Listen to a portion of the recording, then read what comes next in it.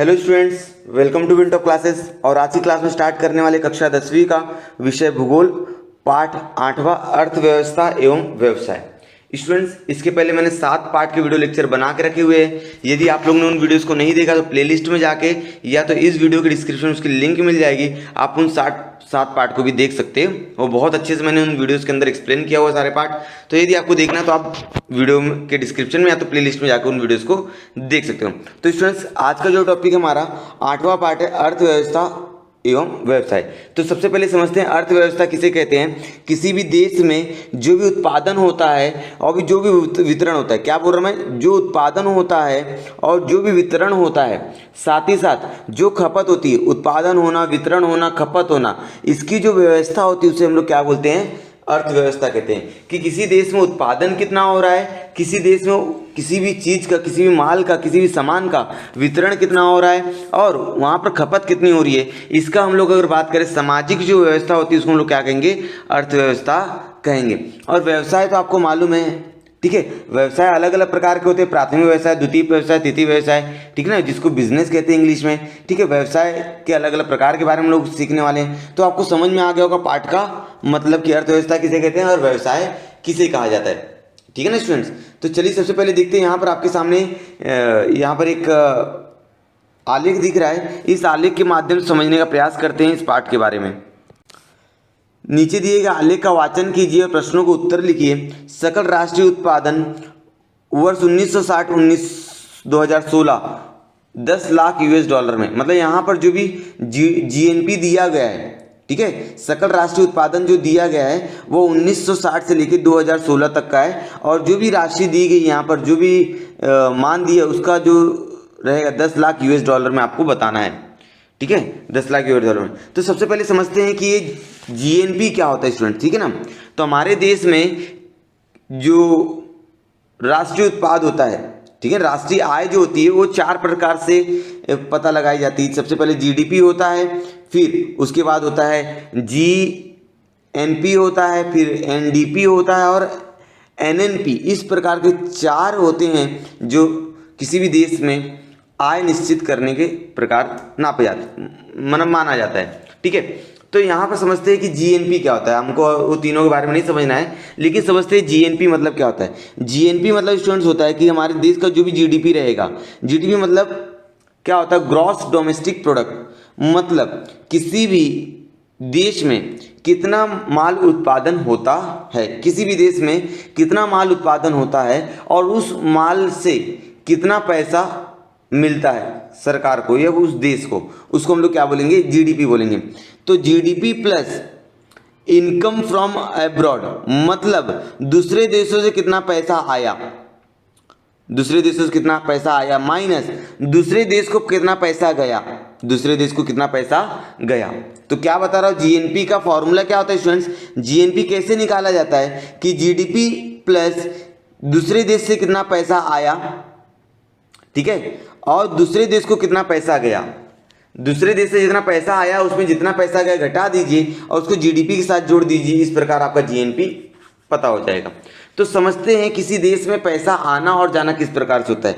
जैसे मान लेते हैं कि कोई एक कंपनी, जैसे अमेरिका है, अमेरिका में नाइकी नाम की कंपनी है, ठीक है, नाइकी के बारे में आपने सुना होगा। नाइकी नाम की कंपनी है जिसका अलग अलग देशों में क्या है, ब्रांच है, ठीक है ना, वो अलग अलग देशों से ब्रांच है।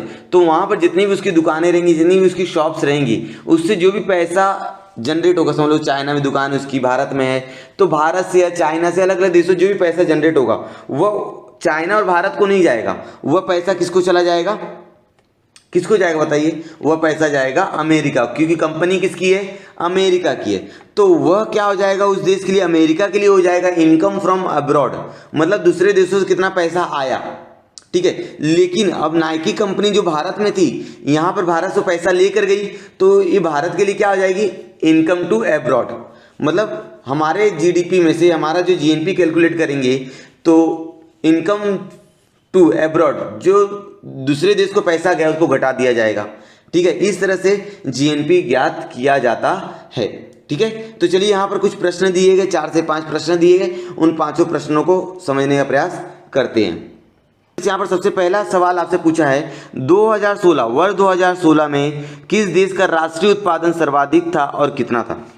अगर हम लोग बात करें स्टूडेंट 2016 की तो आपको यहाँ पर दिख रहा होगा, और यहाँ पर आप सूची में देख लें तो आपको जो गुलाबी कलर देखना है, ठीक है ना, गुलाबी नहीं नीला कलर जो देखना है वो ब्राज़ील के लिए है, और जो आपको देखना है रेड कलर, ठीक है ना, कत्थई कलर बोल सकते हो, वो भारत के लिए, और हरा वाला कलर किसके लिए, अमेरिका के लिए। इसको देख लीजिएगा। तो 2016 में हरा कलर सबसे ज़्यादा है, हरा कलर कितना है, सबसे ज़्यादा है। और कितना हो सकता है तो यहाँ पर आप लोग देख लीजिए, यहाँ पर देखो ये 1800 से ऊपर है, 1800 से ऊपर है और 1900 के बीच में है। मतलब कितना रहेगा स्टूडेंट्स, 1850। कितना रहेगा, 1850। 1850 क्या है students, 10 lakh US dollar. 1850 10 lakh US dollar, इसका आंसर आएगा 1850 10 लाख यूएस डॉलर। आप बोलेंगे किसका है, संयुक्त राज्य अमेरिका। किसका, संयुक्त राज्य अमेरिका। ठीक है, पहला प्रश्न से आपको समझ में आ गया हो। दूसरा देखिए, यदि ब्राजील और भारत की तुलना की जाए तो वर्ष 1980 में किस देश का राष्ट्रीय उत्पादन सर्वाधिक था। अगर मैं 1980 की बात करूं तो 1980 यहां पर दिख रहा है आपको, ठीक है, 1980 दिख रहा है। तो 1980 में भारत और ब्राजील की तुलना करोगे तो कौन से देश का उत्पादन ज़्यादा है। तो देखेंगे तो यहाँ नीला वाला जो स्टूडेंट्स है वो ज़्यादा ऊपर उठा हुआ दिखाई देगा, अगर आप लोग ध्यान से देखोगे, ठीक है ना।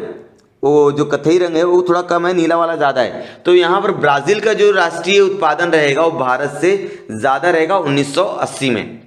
ठीक है, चलिए अब तीसरा प्रश्न देख लेते हैं। यदि ब्राजील और भारत की तुलना की जाए तो 2016 में किस देश का राष्ट्रीय उत्पादन सर्वाधिक था।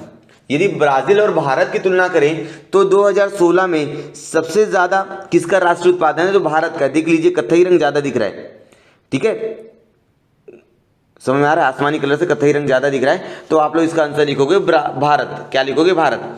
अब चौथा सवाल, वर्ष 2016 में भारत और ब्राजील की सकल राष्ट्रीय उत्पादन में कितना अंतर है। सकल राष्ट्रीय उत्पादन में कितना अंतर है स्टूडेंट्स, यदि आप लोग ये देख रहे होंगे, कौन सा, भारत का, ठीक है, कत्थई कलर का, तो ये 200 है। कितना है स्टूडेंट्स, 200 है। और जो आपको ये आसमानी कलर दिख रहा है, ब्लू कलर दिख रहा है, यह करीब 200 से कम है। ठीक है, मतलब मान लेते हैं कि इसके अंदर 10 लाख यूएस डॉलर का अंतर है। कितना, 10 लाख यूएस डॉलर का अंतर पाया जाएगा। ठीक है, यहां तक समझ में आ रहा है आप लोगों को। चलिए अब आगे देखिए, वर्ष 2016 में विकसित और विकासशील राष्ट्रों की राष्ट्रीय उत्पादन में कितना अंतर है। विकसित राष्ट्र और विकासशील राष्ट्र सबसे पहले समझ लेते हैं। यहाँ पर अमेरिका जो है वो विकसित राष्ट्र है, जिसका जीडीपी बहुत ज़्यादा है, और वो विकसित राष्ट्र में उसकी तुलना की जाती है। और विकासशील मतलब ऐसे देश जो विकास अभी कर रहे हैं, ठीक है, विकास करने के पथ पर है। तो इनके बीच में कितना अंतर पाया जाता है, तो इनके बीच में जो अंतर स्टूडेंट्स, अगर भारत की बात करें तो भारत में जो अंतर है वह लगभग 1690 है। कितना है, 1690 यूएस डॉलर। और ब्राजील की बात करें तो 10 कम कर दीजिए, क्योंकि ब्राजील और भारत में 10 कम था ना, यहाँ पर आपने देखा था। तो ब्राजील से अगर तुलना करें तो 1680 यूएस 10 लाख यूएस डॉलर इतना रहेगा।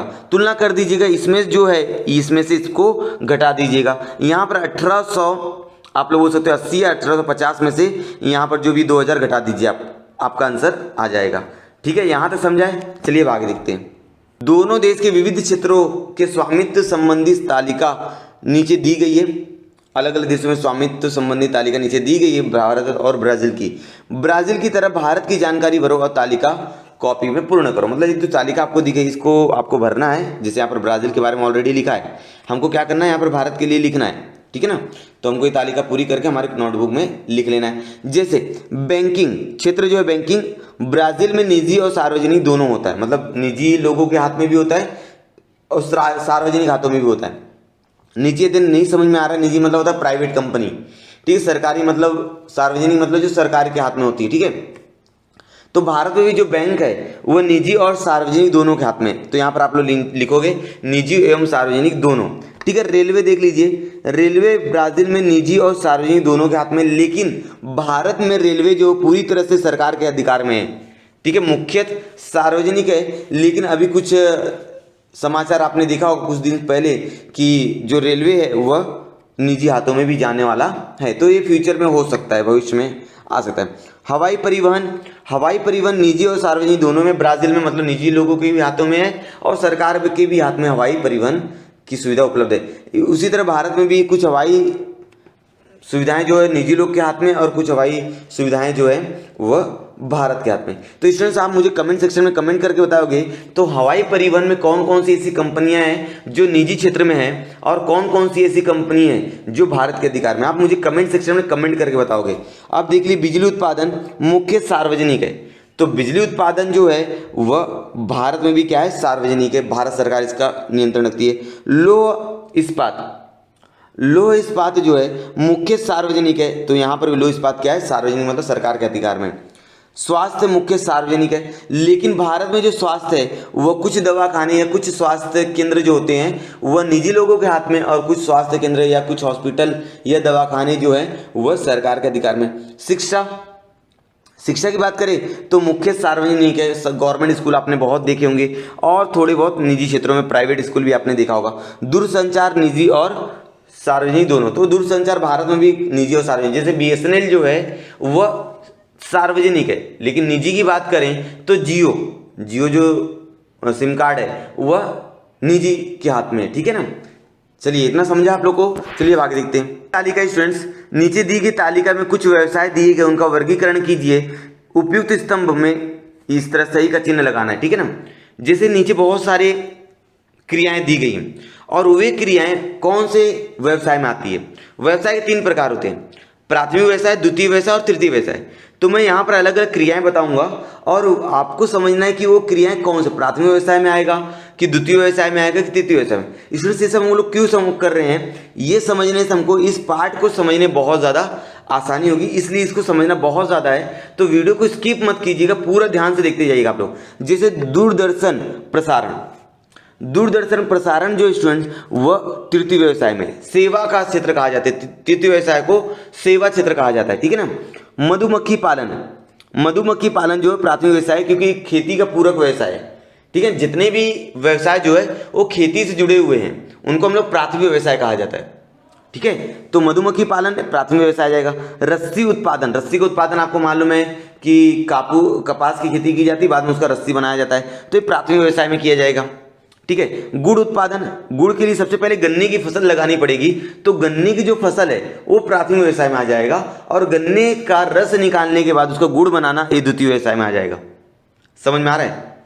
प्राथमिक व्यवसाय में अगर कुछ प्रक्रियाएं करते हो, दूसरा उत्पाद तैयार करते हो, मेरी बात ध्यान सुनते जाइए कि प्राथमिक प्रक्रियाओं में, प्राथमिक जो भी व्यवसाय है उस पर आपने कुछ क्रियाएं की है और उस पर क्रियाएं करने के बाद कुछ नया पदार्थ तैयार किया, उसको हम लोग क्या बोलेंगे, द्वितीय व्यवसाय बोलेंगे। जैसे हल का फाल बनाने के लिए पहले आपको वनस्पति लगानी पड़ेगी, पहले पेड़ लगाना पड़ेगा, बाद में हल बनाना पड़ेगा, तो ये द्वितीय व्यवसाय में आ जाएगा। भवन निर्माण ये जो रहेगा ये तृतीय व्यवसाय में आ जाएगा, क्योंकि भवन निर्माण में सबसे पहले ईंट बनाना पड़ेगा, बाद में अलग अलग प्रोसेस, पहले मिट्टी रहेगा, मिट्टी से ईंट बनाना पड़ेगा, तो मिट्टी प्राथमिक व्यवसाय में आ जाएगा, उससे जो ईंट बन रहा है वो द्वितीय व्यवसाय में जाएगा और जो भवन निर्माण हुआ है वो तृतीय व्यवसाय में आ जाएगा, ठीक है।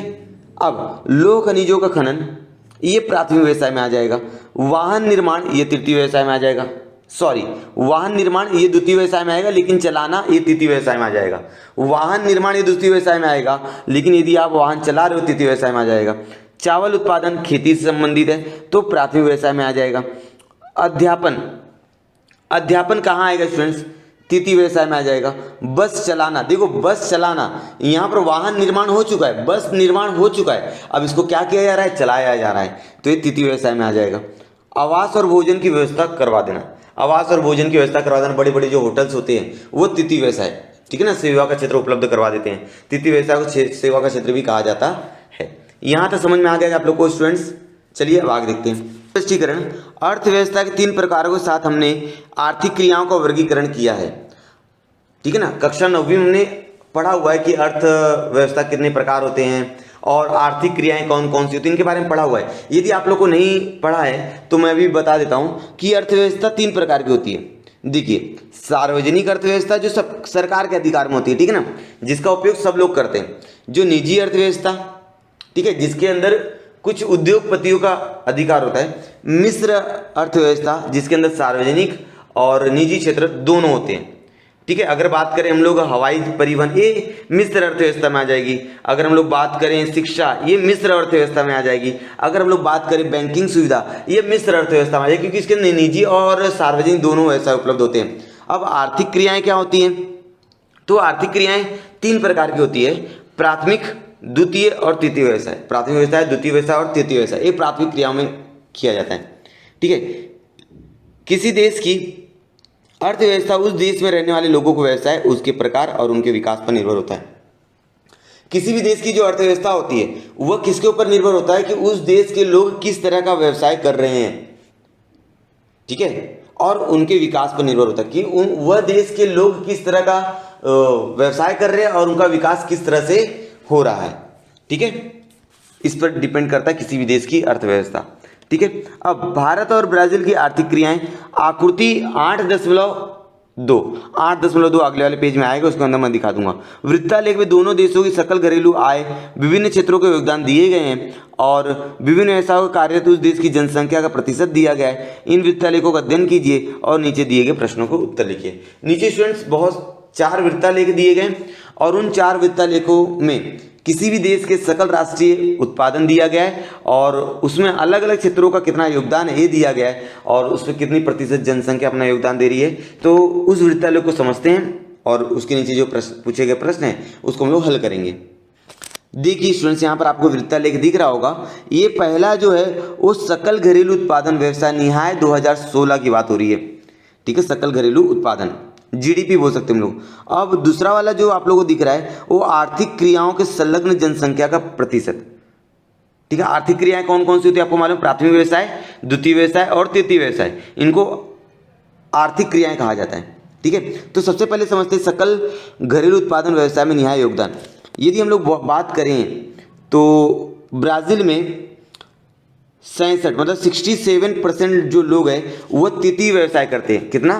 तृतीय व्यवसाय, सेवा क्षेत्र में ज़्यादा योगदान उनका, तृतीय व्यवसाय करते हैं और 5.5% जो है वो प्राथमिक व्यवसाय करते हैं। जो ब्लू वाला कलर दिख रहा है वो प्राथमिक व्यवसाय के लिए और जो आप लोग बोल सकते हैं ऑरेंज कलर जो दिख रहा है वो द्वितीय व्यवसाय के लिए और आप लोग बोल सकते हैं जो ग्रे कलर है वो तृतीय व्यवसाय के लिए।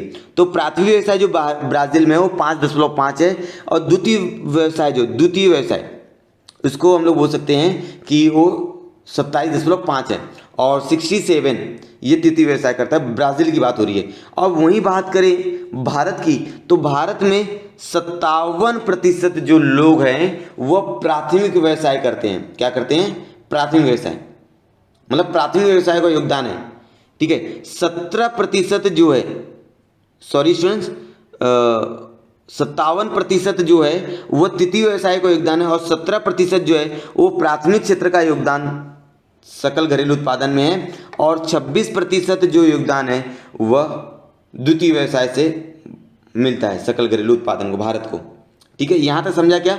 अब देखिए दूसरा वाला, अब समझते हैं कि अलग अलग क्षेत्रों में कितना प्रतिशत जो जनसंख्या है वो कार्यरत है। जैसे अगर ब्राजील की बात करें, ब्राजील में 71% जो जनसंख्या है वो क्या काम करती है?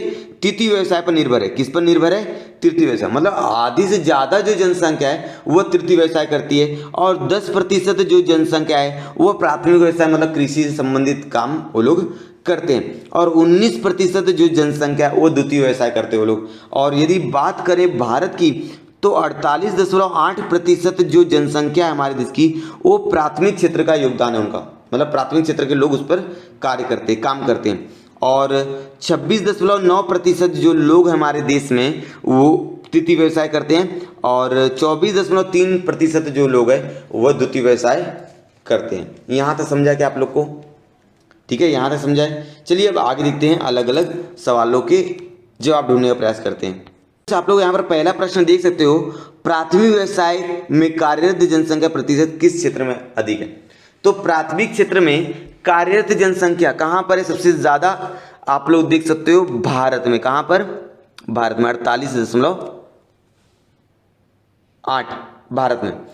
दूसरा, सकल घरेलू उत्पादन में किस देश में तृतीय व्यवसाय का योगदान अधिक है?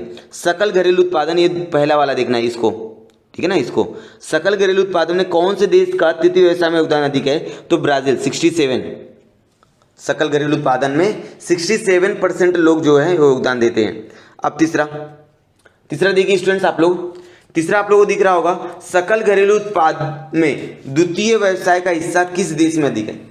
सकल घरेलू उत्पादन द्वितीय व्यवसाय, द्वितीय व्यवसाय मतलब ये, और आपको ऑरेंज वाला दिखना है, यहाँ 27 है और यहाँ पर 26 है, तो आप लोग बोलोगे ब्राजील। क्या बोलोगे इसका आंसर? ब्राजील। ठीक है, अब चौथा प्रश्न देख लीजिए, क्या हम ऐसा कह सकते हैं कि भारत की तरह ब्राजील की अर्थव्यवस्था भी कृषि पर निर्भर है? नहीं कह सकते। ठीक है, भारत की तरह ब्राजील की जो अर्थव्यवस्था है वो कृषि पर निर्भर नहीं बोल सकते, क्योंकि भारत में और ब्राजील में बहुत फर्क है। अगर एक तरह बात करें तो भारत की जो प्राथमिक व्यवसाय है, कार्यरत जनसंख्या 48%, भारत में प्राथमिक व्यवसाय में 48% लोग कार्य करते हैं, और वहीं बात करें तो यहाँ पर 10% लोग कार्य करते हैं। ब्राजील में 10% लोग प्राथमिक व्यवसाय में कार्य कर रहे हैं, बराबर। और दूसरी अगर बात करें सकल घरेलू उत्पादन को ध्यान में रखकर, तो भारत में प्राथमिक व्यवसाय से 5.5% योगदान मिलता है सकल घरेलू उत्पादन का, लेकिन वहीं बात करें भारत की 17% जो सकल घरेलू उत्पादन है भारत को किससे मिलता है? प्राथमिक व्यवसाय से मिलता है। तो इस तरह हम लोग नहीं बोल सकते हैं कि भारत की तरह ब्राजील में भी जो हम लोग बोलते हैं कि अर्थव्यवस्था कृषि पर निर्भर है, नहीं है। ठीक है, एक तरह ऐसा भी बोल सकते हैं कि जो ब्राजील की जो अर्थव्यवस्था वो तृतीय व्यवसाय पर निर्भर है। ठीक है, 8.1 में हमने देखा, आकृति 8.1, सबसे पहले वीडियो जब स्टार्ट किया तो वहां पर आप लोगों ने देखा होगा। ठीक है ना, हमने देखा भारत की राष्ट्रीय उत्पादन ब्राजील से अधिक है, राष्ट्रीय उत्पादन जो ब्राजील से अधिक है। सही बात है। 2016 की बात हो रही है, किसकी बात हो रही है? 2016। स्टूडेंट्स के लिए आप किताब सामने लेके बैठोगे तो आपको दिखने को समझ में आ जाएगा। ठीक है, मुझे बार बार स्क्रॉल करना पड़ेगा तो मैं नहीं कर पाऊंगा, तो आप लोग किताब लेके बैठिएगा। तो भारत की जो राष्ट्रीय उत्पादन है ब्राजील से ज्यादा है। ब्राजील विश्व में खनन, कृषि वस्तुओं का निर्माण अग्रसर है। ब्राजील जो है पूरे विश्व में खनन कार्य में और आप लोग हो सकते हो अलग अलग वस्तुओं के निर्माण में सबसे आगे। साथ ही देश में सेवा क्षेत्र बोल सकते हैं हम लोग तृतीय व्यवसाय। सेवा क्षेत्र किसे कहा जाता है? तृतीय व्यवसाय। बड़े पैमाने पर बढ़ रहा है ब्राजील में तृतीय व्यवसाय जो है बहुत ज्यादा बढ़ रहा है। जैसे कि मैंने बताया था ब्राजील में जो तृतीय व्यवसाय में लोग हैं वो 71% लोग हैं, और जो सकल घरेलू उत्पादन ब्राजील में वह 67% जो होता है तृतीय व्यवसाय में आता है। भारत में भले ही सेवा व्यवसाय बढ़ रहे हैं, अभी भारत की कृषि ही प्रमुख व्यवसाय है। भारत में तृतीय व्यवसाय बढ़ रहा है, लेकिन आज भी भारत की जो अर्थव्यवस्था है वो पूरी तरह से कृषि पर निर्भर है। भारत की तरह ब्राजील की अर्थव्यवस्था मिश्र प्रकार की है। जानते हैं भारत की जो अर्थव्यवस्था वो मिश्र प्रकार की है, क्योंकि भारत की बहुत सारी सुविधाएं हैं जो निजी क्षेत्रों के अधिकार में, और बहुत सारी ऐसी सुविधाएं हैं जिन पर सरकार का अधिकार है। तो हमारी जो अर्थव्यवस्था है वो निजी प्रकार की है, मिश्र अर्थव्यवस्था है। ठीक है, निजी और सार्वजनिक दोनों है। उसी प्रकार ब्राजील की भी है। ऊपर हम लोग एक तालिका देखकर आ रहे हैं। दोनों देशों की अर्थव्यवस्था विकासशील है। हमारी जो भारत और ब्राजील जो है वो दोनों का जो समावेश होता है वो विकासशील देशों में आता है। इनकी प्रति व्यक्ति आय संयुक्त राष्ट्र अमेरिका से बहुत कम है। भारत और ब्राजील की बात करेंगे तो प्रति व्यक्ति आय में भारत और ब्राजील दोनों अमेरिका से क्या है? पीछे है। ठीक है ना, आप लोग देख सकते हो 2016 वाला देख लो, उसके अंदर मैंने बताया था कि ब्राजील का अमेरिका का जो प्रति व्यक्ति आय है वो हम लोग बोलेंगे तो 1850 था। ठीक है, 1850 10 लाख $, और वहीं बात करें ब्राजील और भारत में 10 का अंतर था। ठीक है ना, अब आगे उल्लेखनीय है कि भारत की राष्ट्रीय उत्पादन भले ही ब्राजील से अधिक पर प्रति व्यक्ति आय ब्राजील से कम है।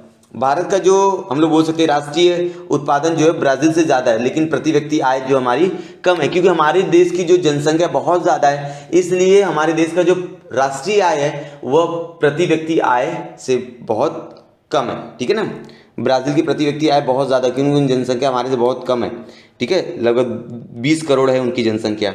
अगर आपने पिछली वीडियो सारी देखी होगी तो आपको सारा चीज़ मालूम होगा। इसके पीछे कारण हटाने का प्रयत्न आगे दी गई तालिका का उपयोग करके करेंगे। तालिका में दी गई जानकारी के आधार पर बहुरेखालेख तैयार कीजिए। अब तालिका देखते हैं क्या बोला उसके अंदर। यहाँ पर तालिका दिया गया है कि तालिका के माध्यम से हम लोग समझेंगे कि किसी भी देश का जो राष्ट्रीय आय है उसको किस तरह बढ़ाया जाए। तो यहाँ पर 3 देश हैं, ब्राजील है, भारत और संयुक्त राज्य अमेरिका है। इसको आपको क्या बनाना है? बहुरेखालेख बनाना है। बहुरेखालेख बनाने के लिए क्या करना पड़ता है कि यहाँ पर एक्स अक्ष और यहाँ पर वाई अक्ष खींचना पड़ता है। आप लोग नोटबुक में घर पे बना लीजिएगा। यहाँ पर नीचे जो रहेगा वो सन दिखाया जाएगा। 1960 हो जाएगा, 80 हो गया, ये 2000 हो गया और 2016 हो गया। और यहाँ पर आप लोग बोलोगे कि एक लाइन रहेगी जो ब्राजील के लिए रहेगी और दूसरी लाइन जो रहेगी भारत के लिए, तीसरी लाइन किसके लिए रहेगी? हम लोग बोल सकते हैं अमेरिका के लिए। अलग अलग कलर का यूज कर सकते हो, ठीक है ना। अब ये जो संख्याएं 240 और 2010, 3060, 8840, ये संख्याएं आपको एक्स अक्ष पर लेनी है। कुछ नाम मान के 1 सेंटीमीटर में आप कितना लोगे, ठीक है। जैसे 1 सेंटीमीटर पे आपने 50-50 लिया, ये 100 लीजिए। कितना लीजिएगा आप? 100 लीजिएगा, या आप लोग बोल सकते हो कि 2000 ले लीजिएगा, ठीक है ना। तो इस तरह से आपका रेखा लेख आ जाएगा। सबसे पहले ब्राज़ील का बनाएंगे, उसके बाद भारत का बनाएंगे, सबसे ऊपर क्या रहेगा, हम लोग बोल सकते हैं संयुक्त राज्य अमेरिका का, ठीक है ना। इस तरह से आप बहुरेखा लेख तैयार कर सकते हो। उचित पैमाना लेना पड़ेगा एक्स अक्ष पर आपको। ये जो 240 या 90, 280, 450 या 1680, ये जो संख्याएं दिख रही हैं, इन संख्याओं के आधार पर आपको एक उचित पैमाना लेकर ये बहुरेखा लेख आपको तैयार करना पड़ेगा। अब आगे देखते हैं। संयुक्त राष्ट्र अमेरिका एक विकसित देश है, सही बात है। संयुक्त राष्ट्र अमेरिका जो है वो बहुत विकसित देश है, क्योंकि उनका सकल राष्ट्रीय उत्पादन भारत और ब्राजील से बहुत ज़्यादा है, बहुत कई गुना ज़्यादा है। इस देश की जनसंख्या कम है, जो अमेरिका है उसकी जनसंख्या हमारे भारत से तो बहुत ही कम है, और साक्षर लोग वहाँ पर बहुत ज़्यादा। जब साक्षर लोग रहेंगे तो वहाँ के लोग समझदार रहेंगे और देश की तरक्की में लोग अपना योगदान देंगे। इस देश के पास अनेक पेटेंट है। पेटेंट मतलब क्या होता है स्टूडेंट्स, कि बहुत सारी कंपनी होती है जो अपना पेटेंट बना लेती। पेटेंट बना लेती मतलब वो माल, वह सामान जो है वही कंपनी सिर्फ तैयार करेगी, उस तरह का सामान दूसरी कोई कंपनी नहीं तैयार कर सकती, ठीक है ना। वो पेटेंट बनवा लेते कि वो सामान सिर्फ वही लोग तैयार करेंगे। तो अमेरिका में बहुत सारी ऐसी कंपनी है जिनका खुद का पेटेंट बना हुआ है, ठीक है। आगे जाके आप अगने वाली क्लासेस में, मतलब 11वीं 12वीं में आप लोग पेटेंट के बारे में अधिक जानकारी प्राप्त करोगे। आधुनिक प्रौद्योगिकी व यांत्रिकी शक्ति, इसलिए प्रति व्यक्ति आय के मामले में ब्राजील और भारत से वह आगे है, ठीक है ना। वहाँ पर आप लोग देखेंगे तो प्रौद्योगिकी बहुत ज़्यादा, मतलब टेक्नोलॉजी का बहुत ज़्यादा विकास हुआ है, और यांत्रिक पद्धति से लोग अलग अलग कार्य कर रहे हैं। इसलिए अमेरिका जो है वो भारत और ब्राज़ील से बहुत ज़्यादा आगे है। किसके क्षेत्र में? प्रति व्यक्ति आय के क्षेत्र में और सकल घरेलू उत्पादन के क्षेत्र में भी, ठीक है। अब आगे, भारत और ब्राज़ील विकासशील देश है, सही बात है। जैसे हम लोग बोले अमेरिका क्या है, विकसित देश है, उसी पर भारत और ब्राज़ील क्या है, एक विकासशील देश है, ठीक है स्टूडेंट्स। तो विकासशील मतलब जो विकास कर रहे हैं। अत्याधुनिक प्रौद्योगिकी, शिक्षा, उद्योग के मामले में देश प्रगति पथ पर है, ठीक है ना। अत्याधुनिक जो प्रौद्योगिकी तो होता है, मॉडर्न टेक्नोलॉजी जो आ रही है, या शिक्षा जो भी उद्योग है, उसमें भारत और ब्राज़ील दोनों अपना अपना योगदान दे रहे हैं, ठीक है।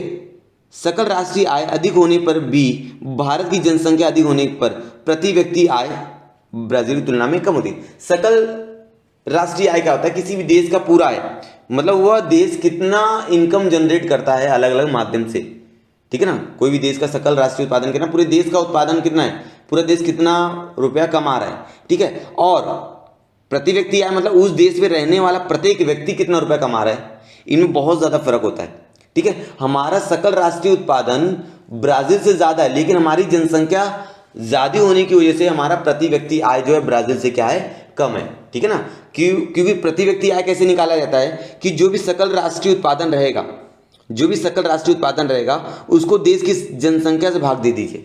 जो भी सकल राष्ट्रीय उत्पादन है उसको देश की जनसंख्या से भाग दे दीजिए, आपको प्रति व्यक्ति आय आ जाएगा, ठीक है। मान लीजिए सकल राष्ट्रीय उत्पादन 20 रुपया है, ऐसा मान लेते हैं, और देश में रहने वाले लोग 10 हैं, तो हम लोग क्या बोलेंगे, काट देंगे, तो प्रति व्यक्ति आय कितनी रहेगी, 2 रुपये रहेगी, ठीक है ना।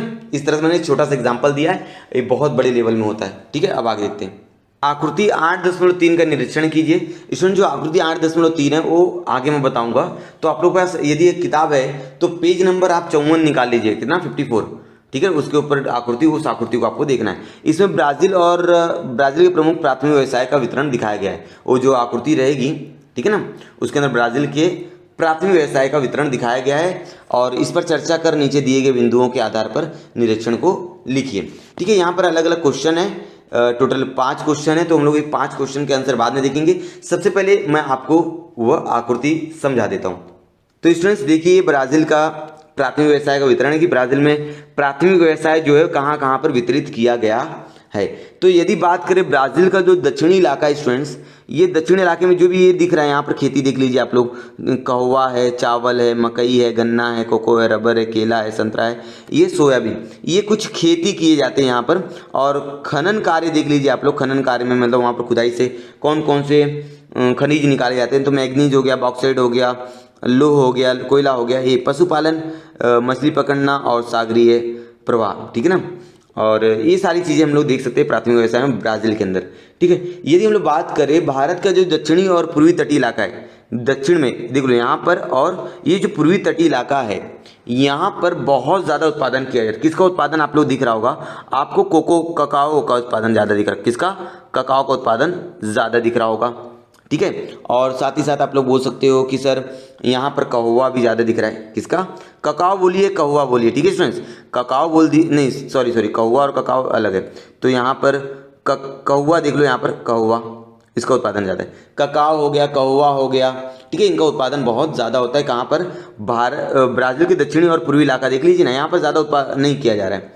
और साथ ही साथ अगर ब्राज़ील में बात करें तो सबसे ज़्यादा उत्पादन अगर किसी चीज़ का होता है तो स्टूडेंट्स आप लोग देख सकते हो यहाँ पर चावल है, ठीक है। जो तटवर्ती इलाका है वहाँ पर चावल और ककाओ और कॉफ़ी, आप लोग बोल सकते हो कि कहुआ का उत्पादन ज़्यादा किया जा रहा है, ठीक है। इसके पिछले वाली वीडियोज़ में मैंने बताया हुआ है कि सबसे ज़्यादा उत्पादन करने वाला देश जो है कहुआ का, कॉफ़ी का, वो ब्राज़ील है, ठीक है। अब अगर बात करें कि यहाँ पर सबसे ज़्यादा जो उत्पादन है वो अमेज़न नदी की जो नदी है उसकी घाटी, मतलब नील नदी घाटी के पास ज़्यादा विकसित किया गया है, ठीक है। और बात करें स्टूडेंट्स तो तटीय भागों में चावल, ककाओ का उत्पादन किया जा रहा है। और चावल, ककाओ आदि फसलों को उत्पादन करने के लिए आर्द्र और उष्ण जलवायु होती है, जो बहुत पर्याप्त मात्रा में पानी चाहिए होता है, ठीक है। मतलब फसलों को, मतलब चावल को उगाने के लिए बहुत पानी चाहिए होता है, जो पूर्वी तटीय इलाकों में उसको मिल जाता है। ब्राज़ील उच्च भूमि में अगर बात करें तो कहुआ है, सोयाबीन है, ठीक है, संतरा है, या मतलब नींबू जैसी जो फसलें होती हैं उन सभी का उत्पादन किया जाता है। तो ब्राज़ील का जो इससे समझ में आता है कि जो ब्राज़ील में कहुआ, सोयाबीन, संतरा आदि फसलें उगाई जाती है। कहुआ और सोयाबीन जो संतरा है वो मध्यम ठंडी वाले इलाके में तैयार किए जाते हैं। तो बोल सकते हैं जो ब्राज़ील का दक्षिणी और पूर्वी इलाका है वो बहुत ठंड वाला इलाका है, ठीक है, ऐसा हम लोग बोल सकते हैं, ठीक है। तो इतना समझाने का प्रयास किया मैंने, और देखते हैं अब आगे। तो समझते आप लोग किताब ओपन करके बैठिएगा, जो आपको चित्र मैंने बताया, मानचित्र, वो मानचित्र को समझने का प्रयास कीजिए। मैंने अभी बता दिया, एक बार आप लोग भी देख लीजिएगा। ब्राज़ील के किस भाग में मुख्यतः कहुआ का उत्पादन किया जाता है? तो ब्राज़ील का जो दक्षिण और पूर्वी तटीय इलाका है वहाँ पर कहुआ का उत्पादन बहुत ज़्यादा होता है। दक्षिण सबसे नीचे देखा था, ठीक है। और दूसरे में देखेंगे ब्राज़ील में कौन कौन सी अन्य फसलें उगाई जाती है। तो ब्राज़ील में अलग अलग फसलें उगाई जाती है, ठीक है ना। अन्य फसलें जैसे मुख्य रूप से हो गया चावल हो गया, मकई हो गया, ठीक है, और अलग अलग फसलें हैं, आप लोग देख सकते हो। उसके अंदर फसलों के वितरण पर ध्यान में रखते हुए जलवायु के बारे में बताइए। फसलों के वितरण की अगर बात करें तो स्टूडेंट्स आप लोग बोल सकते हो कि जो चावल है और जो कॉफ़ी है, ठीक है, ककाओ, उसका उत्पादन बहुत ज़्यादा होता है तटीय भागों में, ठीक है, क्योंकि वहाँ की जलवायु जो होती है उष्ण और आर्द्र होती है और वर्षा पर्याप्त मात्रा में उपलब्ध होता है, इसलिए वहाँ पर चावल की खेती ज़्यादा हो जाती है। तो जो ब्राज़ील का उच्च भूमि है, ब्राज़ील उच्च भूमि, वहाँ पर कहुआ हो गया, सोयाबीन हो गया, संतरा हो गया आदि फसलें उगाई जाती है। और सोयाबीन, कहुआ, संतरा, इसके लिए हम लोग बोल सकते हैं कि जलवायु जो होती है बहुत ठंड होनी चाहिए, मतलब ज़्यादा गर्म जलवायु नहीं होनी चाहिए। तो आप लोग बोल सकते हो कि जो ब्राज़ील उच्च भूमि है वहाँ की जलवायु क्या है, बहुत ठंडी है। तो इस तरह से हम लोग लगा सकते हैं। रबर का उत्पादन कहाँ केंद्रित किया गया है? तो रबर के उत्पादन की बात करें तो जो मुख्य रूप से अमेज़न नदी की जो घाटी है वहाँ पर आप लोग देख सकते हो रबर आपको ज़्यादा दिखाई देगा। अब तालिका पूर्ण कीजिए। अन्य के फसलों में अगर हम लोग बात करें, चावल था, मकई था और अलग अलग फसलें थी, ठीक है ना। अलग फसलों का उत्पादन किया जाता है और उसका उत्पादन क्षेत्र अगर बात करें तो तटीय प्रदेश, ठीक है, चावल तटीय प्रदेश और मकई जो है वो मध्य भाग में पाया जाता है। और अगर बात करें नगदी फसल मतलब क्या होता है स्टूडेंट्स? ऐसी फसलें जिनको बेचकर पैसा कमाया जाता है, ठीक है ना। पैसा कमाने की दृष्टि जो फसलें उगाई जाती है, जैसे कहुआ हो गया, कोको हो गया, रबर हो गया, गन्ना हो गया, ये कुछ नगदी फसलें हैं जिनको बेचकर देश क्या करता है, पैसा कमाता है। तो कहुआ जो होता है ब्राज़ील के उच्च भूमि के भाग में होता है। कोको जो होता है वह पूर्वी तटीय इलाकों में ज़्यादा आपने देखा। रबर अमेज़न नदी घाटी में पाया जाता है, अभी मैंने ऊपर बता दिया। गन्ना जो है पूर्वी भागों में पाया जाता है, ठीक है। फल और सब्जियों में अगर बात करें तो फल और सब्जियों में तो केला हो गया, अनानास हो गया, संतरा हो गया, ठीक है, अलग अलग सब्जियों का उत्पादन किया जाता है ब्राज़ील उच्च भूमि में। कहाँ पर? ब्राज़ील उच्च भूमि और तटीय इलाकों में, क्योंकि वहाँ पर बहुत सारी नदियाँ हैं और वहाँ का जो तापमान है, वहाँ की जो जलवायु हो, इन सभी के लिए क्या उपयुक्त है, ठीक है स्टूडेंट्स। भौगोलिक स्पष्टीकरण कृषि देख लेते हैं, ब्राजील के अंदर किस प्रकार से कृषि का वितरण किया गया था। आपने मानचित्र भी देख लिया, उसके ऊपर पूछे गए प्रश्नों के उत्तर भी देख लिए। अब समझ लेते हैं कि उसका भौगोलिक स्पष्टीकरण क्या है। ब्राजील को उच्च भूमि और तटीय प्रदेश में कृषि ज़्यादा की जाती है, सही बात है।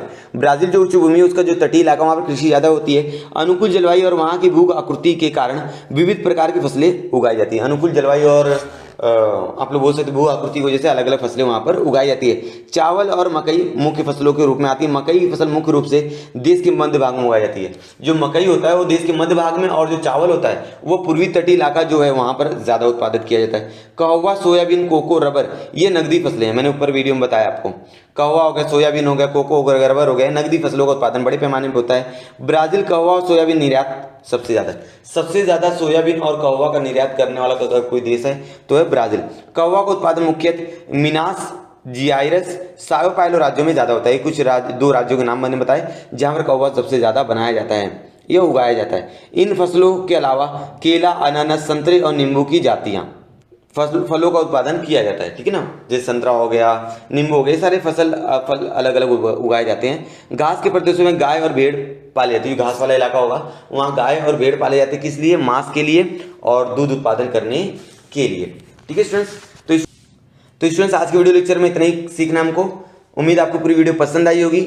यदि आपको वीडियो पसंद आई तो लाइक, सब्सक्राइब और शेयर जरूर कीजिएगा। आज की वीडियो में लेक्चर में हमने क्या सीखा? पहले हमने देखा जीएनपी क्या होता है, उसके बाद हमने सकल राष्ट्रीय उत्पादन देखा, भारत, ब्राजील और अमेरिका तुलना किया है। इसके बाद मैंने बताया है कि भारत और ब्राजील का जो आर्थिक क्रियाएं होती, कितनी प्रतिशत जनसंख्या किस व्यवसाय में उत्पादन निर्भर है और किस देश का सकल राष्ट्रीय उत्पादन कितना ज़्यादा है। और उसके बाद हमने देखा कि भारत और ब्राजील का जो कृषि क्षेत्र है वह किस प्रकार से है, ठीक है। तो उम्मीद आपको वीडियो पसंद आई होगी। तो वीडियो अगर पसंद आए तो लाइक जरूर कीजिएगा, अपने दोस्तों के साथ वीडियो को शेयर कीजिएगा। चैनल को अभी तक आप लोगों ने सब्सक्राइब नहीं किया है तो प्लीज़ चैनल को सब्सक्राइब कर दीजिए, क्योंकि इसी तरह की इन्फॉर्मेटिव वीडियोस आपको इस चैनल पर मिलती रहेंगी। तो मिलते हैं नेक्स्ट वीडियो में, तब तक के लिए धन्यवाद।